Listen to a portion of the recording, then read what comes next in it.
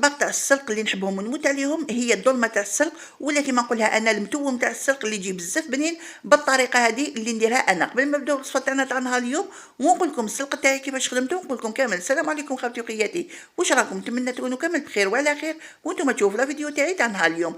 كيما راكم تشوفوا لهنا كنت شيت كميه تاع السلق حوالي 3 ربطات تاع السلق، قطعتهم درتهم في قدره وغلقت عليهم وخليتهم يطلقوا الماء تاعهم بلا ما نزلت لهم حتى اضافه. بعد اللي طلقوا كامل الماء تاعهم ونقصت الكميه تاع السلق هذيك حطيتها في كسكاس عصرتها تري بيان، ومن بعد حطيتها لهنا في ان ريسيبيون، حطيت السلق هذاك ديالي، حطيت لها لهنا بولي اشي، حطيت لها حوالي واحد الفنجان تاع الرز اللي كنت طيبته من قبل وصفيته هو ثاني وستردته لهنايا، حطيت لها شويه تاع المعدنوس صفر حبيبه تاع البيض، وحطيت لها شويه ملح شويه فلفل الكحل شويه تابل تاع الدجاج، وحطيت لها لهنا شويه تاع الكوري، وحطيت لها ثاني يا البنات حوالي 3 مغارف تاع بصل، باسكو حندير لهنا لاصوص. واش درت لهنايا؟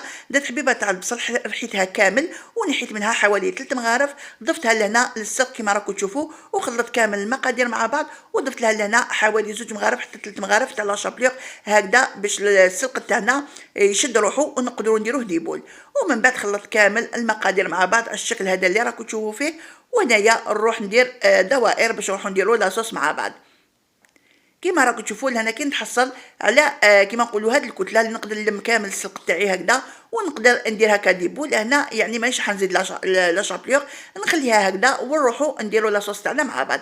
هنايا في قدره ولا في طنجره ولا في مقله الشيء اللي عندك، ندير الكميه تاع البصل هذيك اللي قعدت لي، ندير فيها عود قرفه، شويه فلفل الكحل، شويه تاع تابل الدجاج، وشويه تاع الكوري، وزدت لها لهنا مكعب مرق الدجاج. بالنسبه لي انا ما درتش لهنا الدجاج، واللي عندها موصو تاع البولي تقدر دير الموصو تاع البولي لهنا تقلي مع هذيك حبيبه تاع البصل وتستغنى نهائيا عن المكعب تاع مرق الدجاج. وزدت لها لهنايا شويه تاع المعدنوس وقليت هذيك الحبيبه تاع البصل تري بيان حتى كي تقلات مع هذوك لي زيبيس. من بعد لهنا ضفت لها كيما قلت لكم شويه تاع الحميصه، وخليت الحميصه تاعي ثاني تزيد تقلى تري بيان باش ترفد الكميه تاع لي زيبيس وتجيني بنينه. من بعد لهنايا البنات رحت مرقت لهذاك المرق تاعي وخليته حتى كي يرفد الغليان. من جهه واخرى شديت هذاك السلق تاعي حطيته ديبول هكذايا.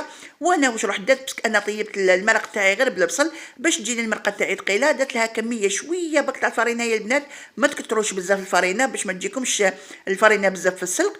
ومن بعد حطيت هذوك لي بول تاعي في هذاك المرق وغطيت عليهم وخليتهم طابو. كيما راكم شفتوا هذيك الفرينه حتقلل لنا هذاك المرق تاعنا وتجينا المرقه تاعنا ثقيله. من بعد يا البنات بعد لي طاب كامل هذوك الكميه تاع لي بول زدت لهم لهنايا شويه تاع المعدنوس انتخونش تاع القارص، وكانت الوصفه تاعي واجده كيما راكم تشوفوا.